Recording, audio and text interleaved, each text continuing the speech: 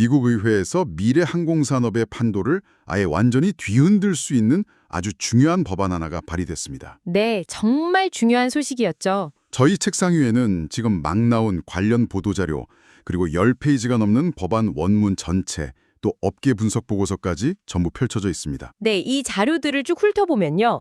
이게 단순히 새로운 산업 한번 지원해보자 이런 막연한 이야기가 아니라는 걸 바로 알 수 있죠. 그렇죠. 그동안 조비나 아처 같은 우리가 흔히 AAM 기업이라고 부르는 이 회사들의 발목을 가장 단단히 붙잡고 있던 게 있었거든요. 네. 바로 규제의 불확실성이라는 보이지 않는 거대한 괴물이었는데 이 법안이 그걸 정면으로 겨냥하고 있습니다. 맞아요. 이 항공혁신 및 글로벌 경쟁력 법안이라는 이름도 긴 이 법안이 대체 무엇인지, 왜 하필 지금 이 시점에 그 사이 안 좋은 공화당과 민주당이 손을 딱 잡고 내놓았는지, 그리고 이게 과연 조비 같은 선도 기업들과 또 우리가 꿈꾸는 미래도시 교통에 어떤 실질적인 의미를 갖는지 그 속살을 제대로 한번 파헤쳐보는 겁니다. 아마 많은 분들이 한 번쯤은 궁금해하셨을 거예요.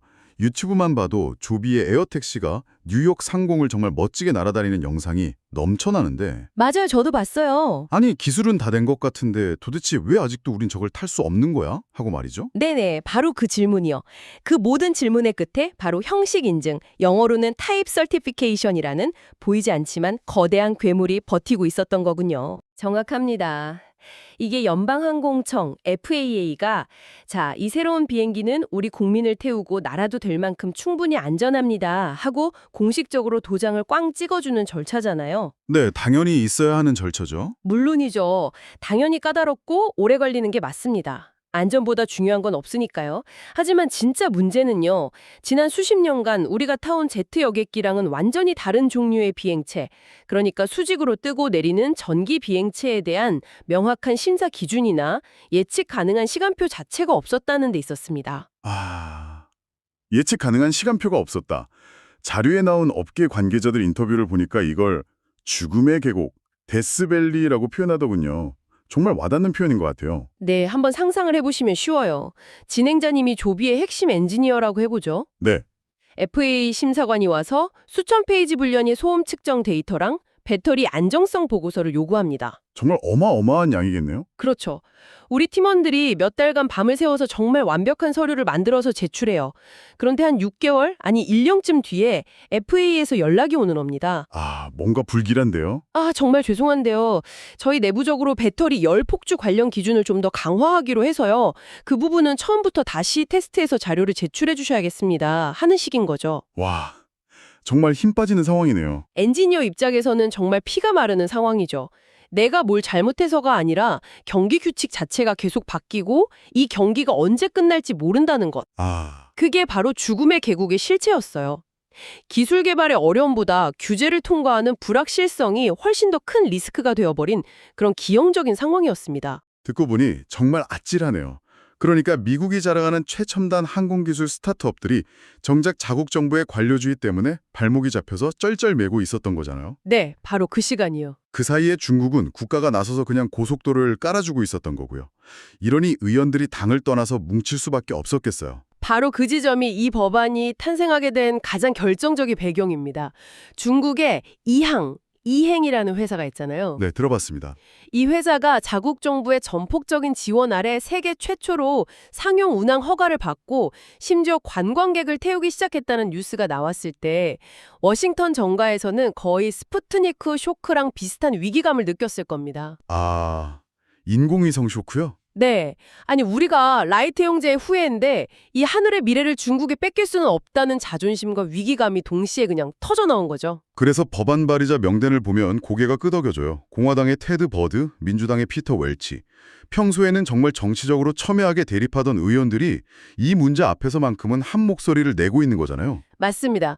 보도자료에 나온 의원들의 발언을 보면 아주 노골적이에요. 미국의 항공 분야 리더십 유산을 강화해야 한다. 미국이 차세대 항공산업의 선두에 설 수 있도록 보장해야 한다. 겉으로는 아주 멋진 말들이네요. 그렇죠. 근데 그 문장들 뒤에 숨어있는 진짜 속마음은 이거죠. 이러다 항공산업의 미래 주도권을 그리고 그와 연결된 막대한 군사적 잠재력까지 중국의 통째로 넘겨주겠다는 아주 현실적인 두려움과 절박함. 아, 이것이 바로 이 법안이 초당적 지지를 받으면서 급물살을 타게 된 진짜 동력이라고 봐야 합니다. 알겠습니다. 상황의 절박함은 이제 충분히 이해가 되네요. 그런데 아무리 의원들이 좋은 뜻으로 법을 만든다고 해도 FAA라는 그 거대한 공룡 같은 관료 조직을 실제로 움직이게 하는 건 또 다른 문제잖아요. 맞습니다. 이 법안이 단순히 앞으로 잘해봅시다 같은 선언에 그치지 않도록 만드는 어떤 구체적인 이빨 같은 게 있나요? 네, 아주 날카로운 이빨 3개가 숨어 있습니다. 의회도 FAA를 움직이려면 그냥 모호한 권고로는 어림도 없다는 걸 아주 잘 알고 있었던 거죠. 오, 궁금하네요. 법안 원문을 뜯어보면 아주 구체적인 강제 조항들이 명시되어 있어요.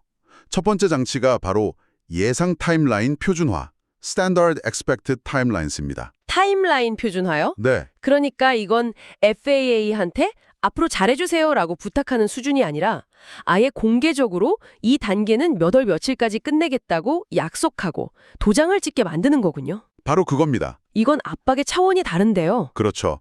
법안 원문 섹션 2B에 아예 못을 박아놨어요. 법안이 제정되고 270일 이내에 FAA는 형식 인증의 각 단계별로 걸리는 표준 예상 소요 시간을 설정해서 대중에게 공개해야만 합니다. 의무예요. 와, 270일 구체적이네요. 예를 들면 1단계 서류 검토는 평균 90일, 2단계 기술 심사는 평균 180일 이런 식으로요. 이제 기업들은 언제 끝날지 모른다는 그 막막함 대신에 구체적인 시간표를 보면서 사업 계획을 세울 수 있게 되는 거죠. 아, 예측 가능성이 생긴다는 것만으로도 사실 기업 운영의 난이도가 완전히 달라지거든요. 알겠습니다. 시간표를 공개적으로 만들게 하는 건 좋은데 사실 공공기관이 약속한 시간 못 지키는 경우가 허다서네요. 혹시 어쩔 수 없었다고 빠져나갈 구멍까지 막아버리는 장치도 있나요? 물론 있습니다. 의회가 그렇게 허술하지 않죠. 바로 그게 두 번째 이빨, 책임 추궁, 어카운터빌리티. 책임 추궁. 네, 이게 정말 강력한 수단이에요. 법안 섹션 2, 1을 보면요. 만약 FAA가 스스로 정한 타임라인을 어길 경우에 지연 사유와 새로운 완료 예상 시점을 신청 기업, 즉 조비 같은 회사에 서면으로 통보해야 합니다. 아, 서면으로요? 네, 내부 사정으로 좀 늦어졌습니다 같은 그런 두루뭉술한 변명은 이제 통하지 않는 거죠. 서면으로 공식적인 기록을 남겨야 한다는 것만으로도 담당자들은 엄청난 압박을 받겠네요. 거기서 한 걸음 더 나아갑니다. 네. 매년 의회에 성과 보고서를 제출해야 하는데 여기에 우리가 왜 국민과의 약속인 이 타임라인을 지키지 못했는지에 대한 아주 상세한 해명 자료를 첨부해야 해요. 와, 공무원 조직의 생리를 한번 생각해 보세요. 문서로 기록이 남고 의회 청문회에 불려나가서 공개적으로 망신당하는 것만큼 두려워하는 건 없거든요. 그렇죠. 상상만 해도 끔찍하네요. 이제 FAA 심사관들은 밤을 새워서라도 마감일을 맞추려 할 아주 강력한 동기가 생긴 겁니다. 시간표를 주고 그걸 못 지키면 책임을 묻고 정말 강력한 채찍이네요. 그런데 아무리 채찍질을 해도 이러는 방식 자체가 비효율적이면 소용이 없을 텐데요. 이 부분에 대한 해결책도 법원에 담겨 있나요? 네, 그게 바로 마지막 세 번째 이빨, 업무 효율화. 스트림라이닝. 네, 이건 인증 과정의 군살빼기라고 할 수 있어요. 그동안 업계의 가장 큰 불만 중 하나가 바로 이슈 페이퍼라는 게 남발된다는 거였거든요. 이슈 페이퍼요? 그게 뭔가요? 예를 들어서 제가 A부서 심사관하고 배터리 안전성에 대해서 기술적으로 완전히 합의하고 넘어갔어요. 네. 그런데 몇 달 뒤에 B부서 심사관이 와서 제가 보기엔 이 부분 다시 검토해야겠는데요? 라면서 똑같은 문제를 또 제기하는 일이 비일비재했습니다. 와, 생각만 해도 답답하네요. 일이 앞으로 나아가질 못하게 만드는 대표적인 관료주의적 행태로 보입니다. 그렇죠. 법안 섹션 3에서 바로 그 점을 지적합니다. 한번 합의된 사안을 중복해서 검토하는 일을 막고 모든 검토 과정을 중앙에서 관리해서 효율성을 높이라는 거죠. 그리고 더 중요한 조항이 바로 위임의 확대입니다. 위임이요? 네, FAA의 모든 업무를 FAA 소속 공무원이 직접 다 하려면 인력도 부족하고 시간도 너무 오래 걸리잖아요. 그쵸. 그러니 일상적이거나 표준화된 검증 업무는 자격을 갖춘 제조사, 예를 들면 조비 내에 지정된 전문가나 아니면 공인된 제3자 기관의 권한을 위임해서 속도를 높이라는 겁니다. 아, FAA가 하던 일을 다른 전문가들에게 맡겨서 같이 한다는 거군요. 맞습니다.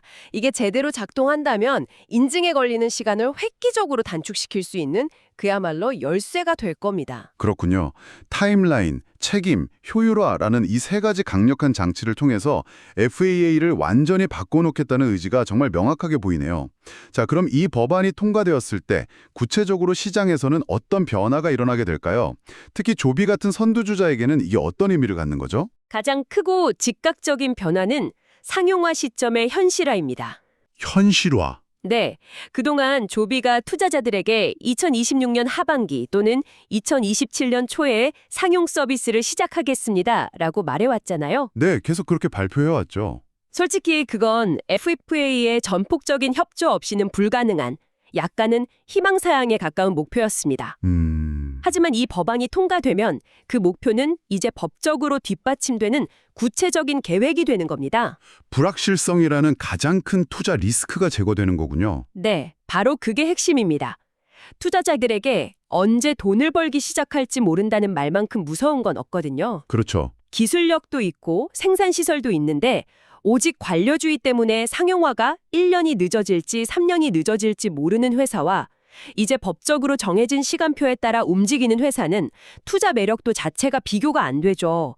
불확실성이 사라지는 것만으로도 기업 가치는 재평가 받을 수밖에 없습니다. 불확실성 감소는 결국 비용 절감이라는 아주 현실적인 이득으로도 이어지겠네요. 물론입니다. AAM 스타트업들은 지금 이 순간에도 엄청난 속도로 현금을 태우고 있잖아요. 소위 캐시번이라고 하죠. 네, 현금 소진. 수백 명에 달하는 최고 수준의 항공 엔지니어 인건비, 공장 운영비, 시제기 테스트 비용까지 합치면 한 달에 수백억 원이 그냥 사라집니다. 와. 이런 상황에서 인증 기간이 6개월만 단축돼도 기업 입장에서는 수천억 원의 지출을 막을 수 있는 거고 이건 곧 생존과 직결되는 문제고 기존 주주들의 지분 가치가 희석되는 걸 막는다는 의미이기도 합니다. 그러고 보니 보도자료에서 한 가지 흥미로운 점을 봤습니다.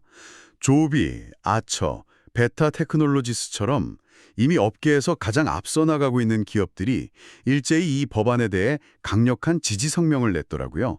이건 어떻게 해석해야 할까요?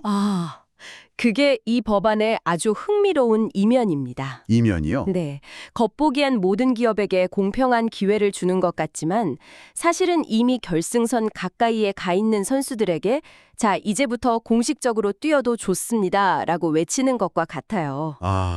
문이 열리면 가장 먼저 뛰쳐나갈 준비가 된 이들에게는 그야말로 고속도로가 깔리는 셈이죠. 그러니까 후발주자들과의 격차를 오히려 더 벌일 수 있는 계기가 될 수 있다는 말씀이시군요. 그럴 가능성이 아주 높습니다. 조비 같은 회사는 이미 FAA와 수년간 씨름하면서 인증 절차의 모든 단계를 경험했고 누구보다 이 새로운 규칙을 잘 이해하고 활용할 준비가 되어 있거든요. 네. 하지만 이제 막 시작하려는 후발주자들은 어떨까요? 예전에는 규정이 모호해서 여러 가지 시도를 해볼 틈이라도 있었다면 이제는 훨씬 더 명확해지고 표준화된, 즉 더 높아진 허들을 처음부터 넘어야 하는 상황에 놓이게 됩니다. 진입장벽이 더 높아지는 거네요. 맞습니다. 의도치 않게 이 법안이 소수 선두기업의 과점체제를 만들어주는 선두 굳히기 효과를 낳을 수도 있는 거죠. 정말 중요한 지적이네요. 단순히 산업 전체를 지원하는 법안이 아니라 사실상 선두그룹의 독주체제를 공고히 해줄 수도 있는 법안이라는 분석이시군요. 자, 그럼 마지막으로 이 논의를 국가 대 국가의 경쟁이라는 더 큰 그림에서 바라볼 필요가 있을 것 같습니다. 네, 처음에도 잠깐 언급했지만 이 법안의 가장 깊은 뿌리에는 단순한 산업 육성을 넘어선 21세기 항공 패권 전쟁이라는 더 큰 그림이 있습니다. 패권 전쟁이요? 네, 이 AAM 기술은 단순히 사람을 실어 나르는 에어택시에만 국한되지 않거든요. 그 군사적 가치가 어마어마합니다. 실제로 조비는 이미 미 공군의 기체를 납품해서 활용하고 있죠. 맞습니다. 한번 상상해 보세요.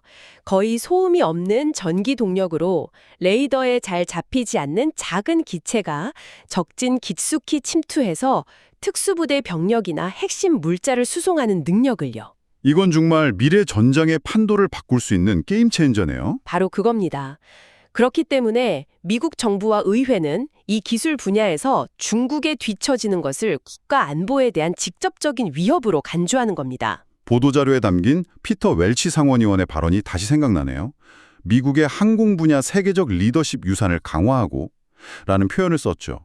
단순히 새로운 산업이 아니라 라이트 형제로부터 이어져 온 미국의 자존심과 국가 안보가 걸린 문제라는 인식이 깔려 있는 거군요. 바로 그겁니다. 따라서 이 법안은 기업을 돕기 위한 산업 지원책인 동시에 미국의 기술 패권을 지키기 위한 국가 안보 전략의 일원으로 봐야 합니다. 아, 그리고 바로 이 점 때문에 정치적 이견과 상관없이 이 법안의 통과 가능성이 매우 높다고 전망할 수 있는 것이고요. 자, 오늘 논의를 정리해 보겠습니다. 어제 발의된 항공혁신력 글로벌 경쟁력 법안은 단순한 산업 지원책이 아니었습니다. 미래 항공산업의 가장 큰 걸림돌이었던 규제 불확실성이라는 족쇄를 미국 정부가 직접 아주 강력한 방법으로 풀어주는 것과 같네요. 한 시대가 끝났고요. 이제는 명확해진 규칙 안에서 얼마나 효율적으로 실현하고 더 안전하고 뛰어난 기체를 만들어내느냐의 경쟁으로 넘어가는 아주 중요한 전환점이라고 볼 수 있습니다. 오늘 저희는 새로운 법안이 어떻게 미래 항공산업의 문을 활짝 열어젖히고 있는지 깊이 있게 들여다봤습니다. 이 법안은 분명 하늘을 나는 항공기 자체의 길을 열어주고 있습니다.